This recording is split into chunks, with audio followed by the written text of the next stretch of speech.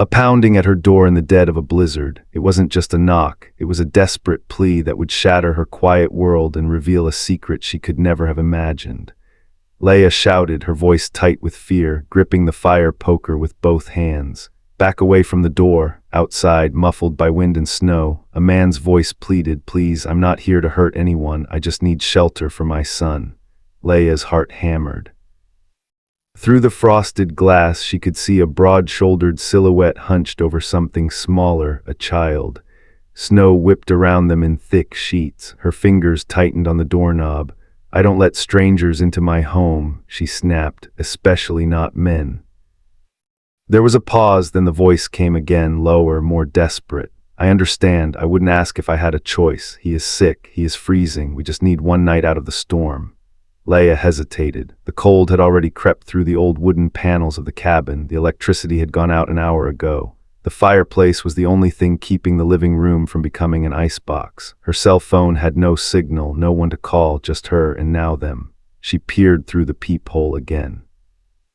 The man shifted, revealing a small boy curled in his arms.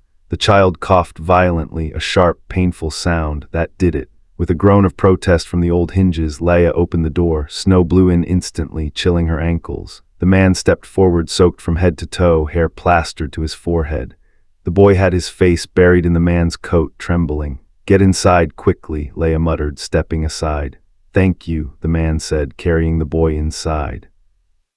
She slammed the door shut and bolted it. "Sit by the fireplace, don't touch anything else."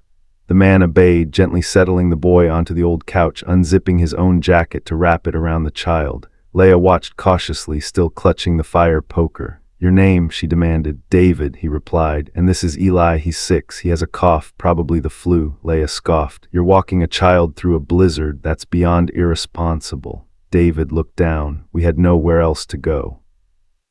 She hesitated, then turned to the kitchen. "I have dry towels and instant soup, that's it." He nodded, murmuring thanks as she returned. He gratefully took the towels, carefully patting the boy dry with a father's quiet care. Leia watched from across the room, arms crossed. She hated this, the intrusion, the memories. A year ago she had trusted someone who knocked on her door and lost nearly everything. Now this stranger was in her home. "Why are you out here anyway?" she pressed. "There's no one for miles." "The storm's been on the news for days." David looked up, his eyes a dark shade of tired.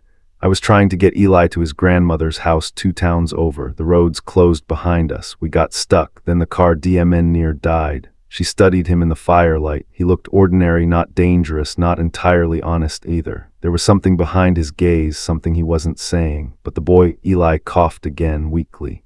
Leia exhaled sharply and went to the kitchen. "Chicken noodle it is," she muttered. Minutes later, she brought 2 steaming mugs to the fire. David thanked her softly. She handed the child's mug directly to him, sitting on the far edge of the room. The silence that followed was heavy but not hostile. Just the crackle of the fire, the occasional clink of the spoon, the wind howling outside. Eli drifted into sleep, head resting on David's lap. Leia stared into the flames, forcing herself to stay alert. "You don't have to be afraid," David said quietly. "I'm not afraid," she replied, though her voice trembled. "You're letting 2 strangers into your home. I'd say you're brave, or maybe foolish." She smirked slightly. "I'd say the same to you," David chuckled under his breath. It was the first time the room felt less cold. "One night," she said firmly. "By morning the storm should ease, then you leave." David nodded. "One night, that's all we need." She looked at the boy's sleeping face, then at the man who held him so gently, and for the first time in a long time, she wondered if opening the door had been a mistake or the first right thing she had done in ages. The wind howled outside like a restless spirit, rattling the windows of the small cabin. The power had gone out completely. The fire in the hearth flickered with quiet defiance, casting golden shadows. Leia lit 2 old candles she had stashed in a kitchen drawer, their flames trembling as she placed them on the table between her and David. The soup had cooled, but the warmth lingered. Eli had only managed a few sips before drifting back to sleep, cocooned in coats and blankets on the couch. His breathing was uneven but steadier now. Leia sat on the floor near the fire, knees tucked under her, hands wrapped around a chipped ceramic mug. David sat across from her, his face partially illuminated. He looked less imposing in the candle glow. Human, tired but calm. She loves chicken noodle, he said after a long pause, nodding toward his son. David chuckled softly. Sorry habit, his mother, she passed a few years ago. But every time I made chicken noodle soup for Eli, I always said it was because she would have too. Leia glanced at the boy, her features softening. He's sweet, polite. I try, David said, then looked down. He's all I've got. There was a vulnerability in his voice that made Leia shift. She wasn't used to that. Most men she had met, especially the ones who showed up in the middle of storms, carried secrets behind charm, but David wasn't trying to impress her. He was just here and honest. I'm sorry about his mother, she said. Thank you. He met her gaze, and for a moment the fire crackled between them like a bridge being slowly built. Leia stood up. I have a clean blanket in the back. I'll grab it. She walked down the hallway, past the creaking wooden floorboards, into her linen closet. She paused, reaching for her softest blanket, the one her grandmother had quilted years ago. It was white with tiny blue flowers. She rarely used it, kept it folded neatly at the top of the stack. She sighed, then took it down. When she returned to the living room, she stopped short. David was seated on the floor beside Eli. The child was half asleep, moaning softly. Unaware of her presence, David dipped a cloth into a bowl of water, wrung it out with care, and with slow, practiced hands pressed the cool cloth gently to Eli's forehead, whispering so quietly Leia couldn't make out the words. The cloth, it was hers. One of the last clean white hand towels she had, tucked away, separate from the others. She watched as David rinsed the cloth again, wiped Eli's cheeks, then carefully folded the towel and placed it beside the bowl. Then he stood, walked into the kitchen, and washed the cloth thoroughly before returning it to its spot, folded just the way she had stored it. He never saw her watching. Leia looked down at the quilt in her arms, then slowly stepped back into the room. Here, she said gently, handing it over. David turned, slightly startled. This is beautiful. It's warm, she replied, and clean. He took it, his hand brushing hers briefly. Thank you. She sat back down by the fire, but this time a little closer. For the first time in a long time, the room felt full, not just of people, but of something else, of presence, of peace. As David settled beside his son again, adjusting the blanket over the boy's small frame, he looked over at Leia. You didn't have to let us in, he said softly. I know, you didn't have to feed us or offer your best blanket or pretend not to be scared. She looked at him, her voice barely above a whisper. I'm not pretending. He smiled, faint but real. Still, he said, thank you for everything. I won't forget this night. Neither of them said anything after that. The fire crackled, the wind howled, but in the heart of the storm, the little cabin glowed softly, and for one night, warmth won. The snow had not let up. By morning, the world outside the cabin was buried under a thick white silence. The roads were invisible, trees groaned under the weight of snow, and even the faint tracks from last night had vanished. Leia stepped onto the porch, wrapped in a thick coat, and stared at the sky. Nothing but white. They're saying the county might not plow the roads until tomorrow, she said as she re-entered the cabin. David looked up from where he was feeding Eli spoonfuls of warm soup. Then we're stuck. She nodded. Another night, at least. He met her eyes. I'm sorry. It's not your fault, she said, though her voice carried a touch of weariness. Let's make the best of it. That day they settled into a rhythm neither expected. David volunteered to chop firewood, swinging the axe with clean, practiced force behind the cabin. Leia, surprised at his strength and precision, watched from the window before turning back to the kitchen. She made fresh dough for biscuits and started a pot of homemade chicken soup, the scent of thyme and garlic filling the space. When a leak sprung near the back door, David patched it with tools he borrowed from her old shed, climbing onto a shaky chair with careful hands. He fixed the hinge on the bedroom door without asking and reinforced the coat hook near the entryway, smiling when Leia raised an eyebrow. You're handy, she noted. Years of fixing what I couldn't afford to replace, he replied. Eli's cough persisted throughout the morning. His forehead felt warm again. Leia didn't hesitate. She brewed ginger tea with honey, cooled it, and held the cup for him to sip. She dampened a cloth with lukewarm water, checking his temperature with gentle fingers. When he became restless, she brought out a faded, well-loved teddy bear from a box in her bedroom. She sat beside him on the couch, whispering stories as she dabbed his cheeks. It's okay, sweetheart, she murmured, smoothing his hair. "We're going to get you better." David, watching quietly from the kitchen, said nothing, but his jaw clenched. He was used to doing it all, being mother and father, protector and provider. Watching Leah tend to Eli with such tenderness stirred something deep in him. She had no obligation, no reason. Yet here she was, kneeling on the hardwood floor beside a boy who wasn't hers, singing softly under her breath while wiping sweat from his brow. Later that afternoon, while Leah went to fetch more blankets, David stood at the door to the bedroom and watched.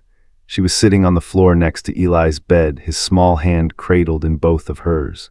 She was humming a lullaby, maybe one from her own childhood. The teddy bear was tucked beside him.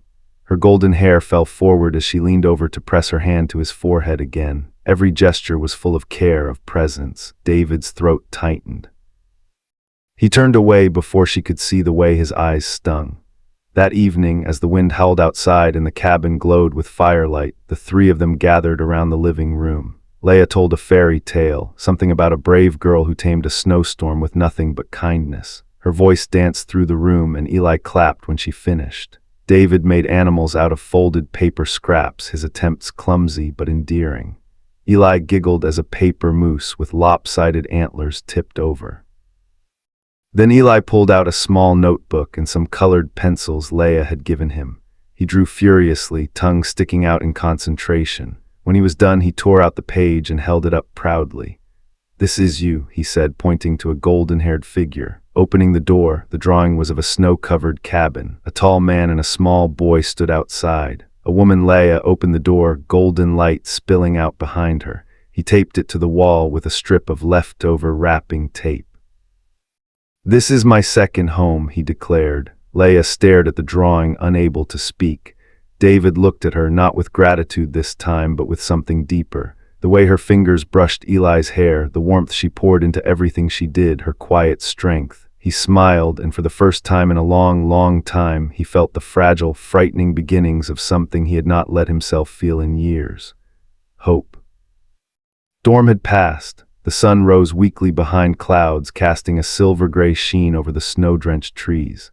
Leah stood at the doorway of the cabin, already dressed in her thick coat and scarf, work boots crunching lightly on the porch. The air was still sharp with cold, but manageable enough that the roads might finally be plowed.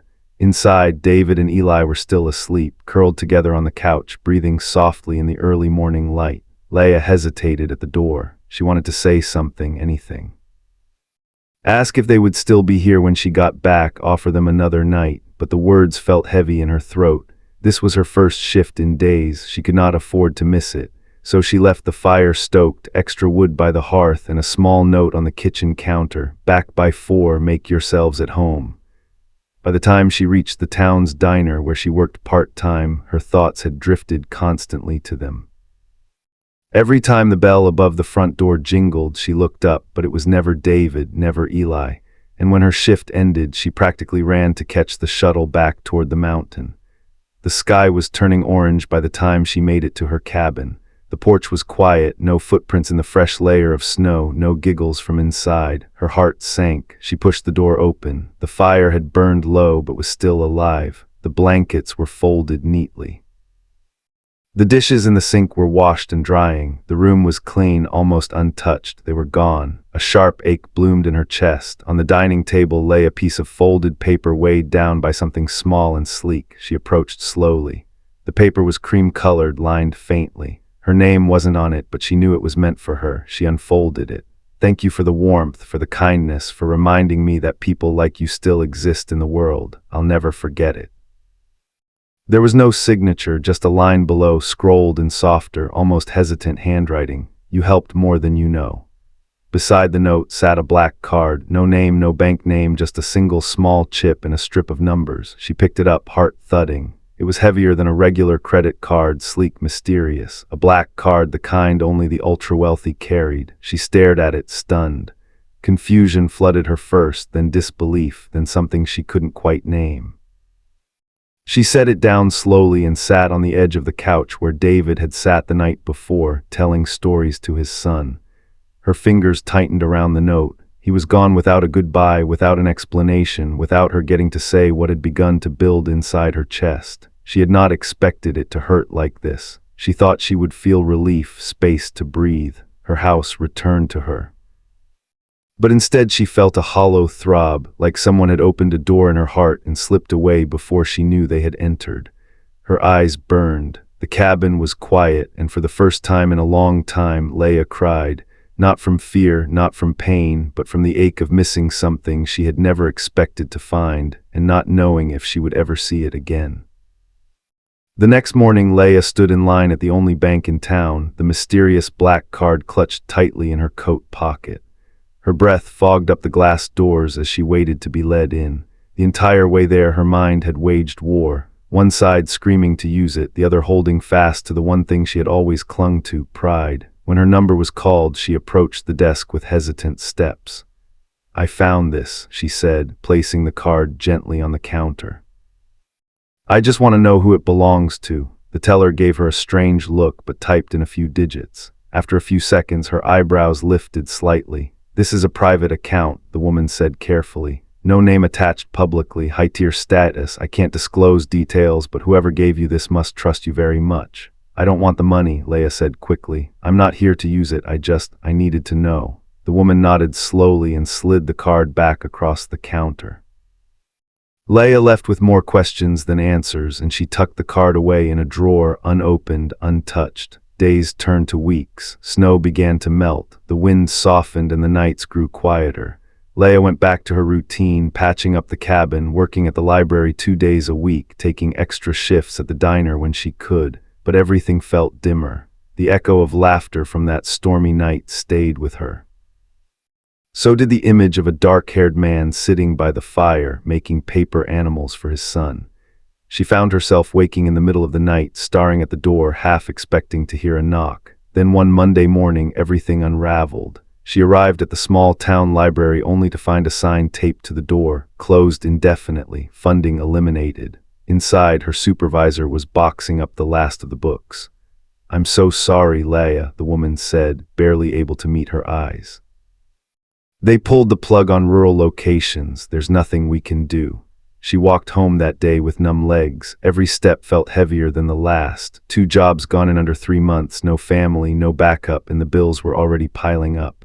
By the end of the week, her woodpile was dwindling. The refrigerator was half empty. Her savings account dipped below $20. She tried selling crafts online, even her old typewriter, but nothing stuck. The silence in the cabin grew heavier with every passing day. Then came the letter. It arrived on a Wednesday afternoon, slipped under her door in a thick cream envelope. Her name was written by hand in elegant, deliberate strokes. She opened it slowly. Inside was a single-page letter printed on fine letterhead. "Dear Miss Leia Thompson, we are pleased to invite you to a private interview for the newly established community outreach program within R&H Holdings. We are seeking individuals of rare character, strong values, and demonstrated compassion. Your name was personally recommended. Please arrive at our downtown office at the time below. Travel arrangements have been made on your behalf. Sincerely, David R., Chief Executive Officer, R&H Holdings." Her hands trembled. She read it again and again. David. She sat down hard on the edge of the couch, the same spot where he had once sat beside Eli. She pressed the letter to her chest, breathing deeply. He remembered, and he had found her. She didn't know what this interview was, or why now, or why after all this time he had reached out. But one thing was certain, her story with David was not over yet. Leia stood in the lobby of the gleaming glass building, the polished marble floors reflecting her boots, still speckled with mud from the mountain road. The ceiling stretched high above her, trimmed with golden light, and the people around her moved with quiet purpose in sleek suits and crisp heels. She felt like a stranger in a foreign land. Clutching the invitation letter in one hand, she approached the receptionist. I have an appointment with R&H Holdings."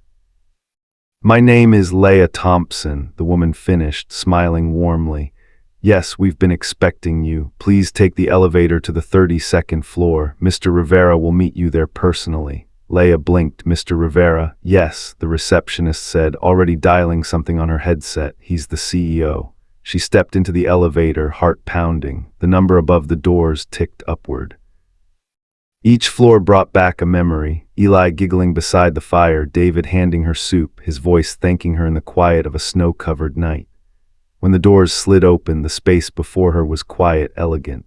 A woman in a navy dress gestured politely and led her to a large, glass-walled office, and there he was. David stood near the window, tall and composed in a charcoal suit. His back was to her, but as she stepped in, he turned. Their eyes met. Time for a moment paused. He smiled, warm, steady, familiar. Leia, she took a breath. David. He stepped forward, hands relaxed at his sides. He looked the same but different, stronger somehow, more in control, but with the same quiet kindness in his eyes. "I was wondering if you'd come," he said. "You invited me," she replied, her voice soft. "I hoped you'd say yes," he said gently, then gestured to the small sitting area near the window. "Please sit." She lowered herself into the armchair, gripping the sides slightly. He walked over to the nearby shelf, pulled out a flat folder, and handed it to her. Inside was a single piece of paper, a child's drawing, the cabin in the snow, a tall man, a small boy, and a blonde woman opening the door. Her eyes widened. "You kept it," she whispered. "I took it," David admitted. "That morning I knew Eli would want me to. He called you our angel that night. I wanted to keep a piece of what that night meant." She looked up at him. David sat across from her now, leaning forward. "I didn't tell you who I was. I didn't plan to show up that night, but I've spent the month since trying to figure out how to repay something that can't be repaid." Leia shook her head slowly. "I didn't do anything extraordinary. You gave us shelter, dignity. You gave Eli warmth and safety when we had neither, and you gave me something I thought I had lost for good." He paused. "Hope." She didn't speak. Her hands tightened around the drawing. David continued, his voice steady. "I used to think the only way to build something lasting was through power, control. But you reminded me what real strength looks like, quiet, brave, kind. I created a program, community outreach, education, rural aid, all of it rooted in that one night." He stood and walked to his desk, retrieving another folder. "And I want you to light it." Leia blinked. "Me?" He nodded. "You've lived it. You understand what it means to give without expecting anything back. That's the kind of leadership I want." She looked down at the folder in her lap, then back at him. Her voice trembled. "This isn't about money, is it?" David smiled. "No, it never was." She looked at him, this man who had once sat beside a fire in worn boots and flannel, who had now offered her not just a job, but a place in the story he was still writing. And she nodded. "I'll do it," she said. Not for the title, not for the office, but because in his eyes she saw something she hadn't seen in her own reflection for a long time. Purpose, and because she believed him, not just as a CEO, but as the man who had once whispered, "Thank you," in the dark and meant every word. The weeks that followed moved with a quiet rhythm, but each day drew Leia and David closer together. Their new program under R& Holdings, named the Open Door Initiative, focused on offering long-term shelter, job training, and childcare for single parents and the unhoused. The foundation was built around the principle Leia had unknowingly embodied the night she opened her cabin door, that kindness without conditions changes lives. In every meeting room, every site visit, every late-night email exchange, they stood side by side. They debated fiercely, David pragmatic and results-driven, Leia empathetic and fiercely protective of every voice. Sometimes they clashed, but they always listened and always, by the end, found a path forward that held both integrity and heart. Leia had never felt more seen. Each morning, a coffee waited on her desk exactly how she liked it. 2 sugars, no cream, cinnamon on top. David never said anything about it, but she noticed every time. Some nights they worked late, reviewing proposals, talking through complicated logistics. Other nights he would walk her out to her car in silence, their shoulders occasionally brushing in the darkness. Still no words about what was growing between them, just looks that lingered and gestures that meant more than either dared to say aloud.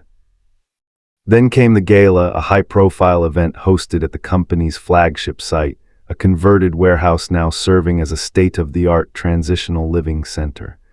Donors, press, city officials, and nonprofit leaders filled the room. Leia, in a simple navy dress, gave a speech about the night everything changed, about firelight and soup and a boy with a fever. She didn't mention David by name, but the moment she stepped off stage, a reporter cornered her. "Some say your sudden rise within R and is due to personal involvement with Mr. Rivera. Can you confirm or deny that your role is tied to favoritism?" Leia froze, her breath caught, her hands trembled slightly, but she held her ground. I was offered this position based on she never finished. David stepped forward calmly but with purpose, his voice even as he addressed the small crowd that had gathered. "If I may," he said, placing a steady hand on Leia's back. Then without hesitation, he took her hand gently in his own and turned to the room. "The woman standing beside me changed the direction of my life," he said, his voice resonating with something deeper than defense. "When I had nothing, no power, no title, she offered me and my son shelter without asking for anything in return." He looked at Leia, and something flickered between them that silenced even the most skeptical reporter. She didn't see a CEO or a man with influence. She saw two people in need and opened her door. He turned back to the crowd. "Everything we've built here was born from that moment, and if this company has done anything good since, it's because of her heart." Silence fell, then applause. Leia looked down at their joined hands, still warm, still steady. She had no idea when he'd reached for her or why her heart felt like it might break from something too full to contain. Later that night, when the lights dimmed and the guests had gone, they stood alone in the center of the room. "You didn't have to say all that," she whispered. David looked at her, eyes soft. "Yes, I did," and for the first time he didn't let go. Winter returned gently. The snow drifted down like silk, covering the fir trees and winding roads with quiet grace. At the end of one such road stood the old cabin, no longer forgotten, now lovingly restored. Its bones were the same, its spirit intact, warm, humble, waiting. David had invited Leia and Eli for the weekend. After a year of working side by side, building shelters, launching programs, learning each other's rhythms, it felt right. Still, Leia had not known where they were going until the final turn. She gasped when she saw it.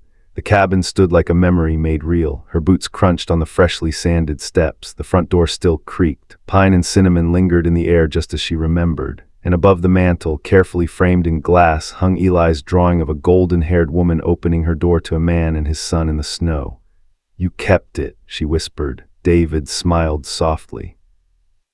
It was the first place Eli called home again. The weekend unfolded gently. They cooked together in the small kitchen, now bright with laughter. Music hummed low from speakers David had installed. Eli ran from room to room like he had always belonged there, asking if they could stay forever. That night after dinner, Eli fell asleep on the couch beneath the same quilt she had once wrapped around him. Leia stepped onto the porch, arms crossed against the cold, watching the snow fall. David joined her silently. After a long pause, he turned to her. "Will you come with me for a moment?" She followed him to the steps where warm light spilled from the cabin behind them. He reached into his coat pocket and knelt down, not in a grand hall, but on the very spot where she had once opened her door to him. He held out a simple silver ring. Inside the band were 6 small words: "Thank you for opening the door." His eyes met hers. "I used to believe I didn't deserve a family," he said quietly. "That what I lost couldn't be found again, but you changed that with your hands, your heart. You made room for us when no one else would." Her eyes filled. "I won't promise perfection," he continued, "but I promise to always keep the door open for you, for Eli, for whatever we build together." He held the ring out, his hand trembling just slightly. "Will you open it one more time, this time for a lifetime?" Leia did not answer with words. She knelt beside him, wrapped her arms around him, and held on like she had once done with his son, not in fear, but with love. A small sound broke the moment. Eli stood in the doorway, rubbing his sleepy eyes. "Miss Leia, Mom, you made Dad smile like the first night." David laughed, holding Leia closer. She wiped her eyes and looked at the boy who had unknowingly stitched their lives together, then at the man who had finally come home.